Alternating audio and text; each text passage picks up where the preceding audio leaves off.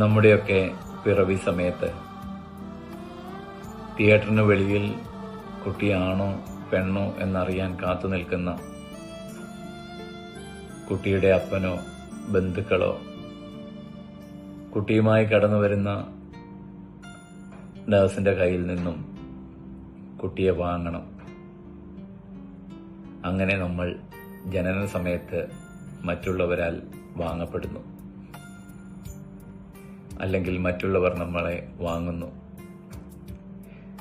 മരിക്കുമ്പോൾ ആരെങ്കിലുമൊക്കെ നമ്മളെ താങ്ങിക്കൊണ്ടുപോകുന്നു. പുറത്തേക്ക് വിട്ട ശ്വാസം ഉള്ളിലേക്കെടുക്കാൻ കഴിഞ്ഞില്ലെങ്കിൽ ജീവിതം നിസ്സഹായമായി പോകുന്ന നിമിഷമാണെന്നേ അത്. ഒരു നിമിഷത്തെ വെപ്രാളം, 1-2 മണിക്കൂറിലെ ആശങ്ക, 1-2 ദിവസത്തെ സങ്കടം, 7 മുതൽ 1 വർഷം വരെ നീളാവുന്ന ആചാരങ്ങൾ, ഒടുവിൽ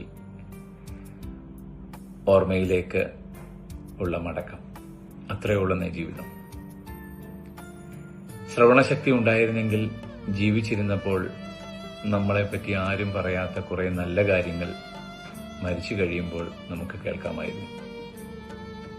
ഇവിടെയാണ് വിശുദ്ധ ബൈബിളിന്റെ പ്രസക്തി. വിശുദ്ധ ബൈബിളിൽ സഭാപ്രസംഗന്റെ പുസ്തകത്തിൽ 12-ാം അധ്യായത്തിൽ 1-ാം വാക്യത്തിൽ ഇങ്ങനെ പറയുന്നു: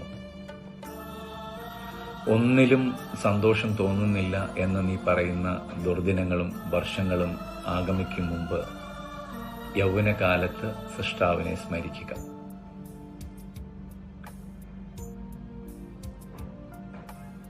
കൊണ്ടും കൊടുത്തും തോൽപ്പിച്ചും കൂടെ നിന്നവരെ പോലും ചവിട്ടിത്താഴ്ത്തി നേട്ടങ്ങൾക്ക് വേണ്ടിയുള്ള നമ്മുടെയൊക്കെ ഓട്ടപ്പാച്ചിലിനിടയിൽ നമ്മുടെ സൃഷ്ടാവിനെ മറക്കാതിരിക്കുക. സ്വന്തം പ്രാണൻ തന്ന് നമ്മെ സൃഷ്ടിച്ച ദൈവത്തിന്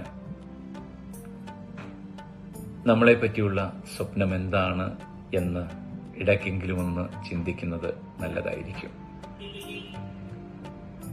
എത്ര പിടിച്ചു വെക്കാൻ ശ്രമിച്ചാലും നമുക്ക് നഷ്ടപ്പെടുന്ന ചിലതുണ്ട്. അതിലൊന്നാണ് നമ്മുടെ ഈ കൊച്ചു ജീവിതം. എരിഞ്ഞടങ്ങിയ ഇന്നലകൾ ഇനി തിരിച്ചു വരില്ലെന്നേ. നാളെ നാം കാണുമോ എന്ന് ഒരു ഉറപ്പുമില്ല. വിശുദ്ധ മത്തായിയുടെ സുവിശേഷം 6-ാം അധ്യായം നമ്മളോട് ഇങ്ങനെ ആവശ്യപ്പെടും: നിങ്ങൾ ആദ്യം അവിടുത്തെ രാജ്യവും അവിടുത്തെ നീതിയും അന്വേഷിക്കുക, അതോടൊപ്പം മറ്റുള്ളവയെല്ലാം നിങ്ങൾക്ക് ലഭിക്കും.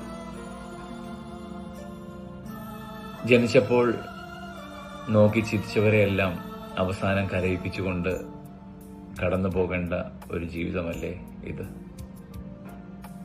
അതുകൊണ്ട് പ്രിയപ്പെട്ടവരെ, സൃഷ്ടാവിലേക്ക് നമുക്കൊന്ന് തിരിയാം.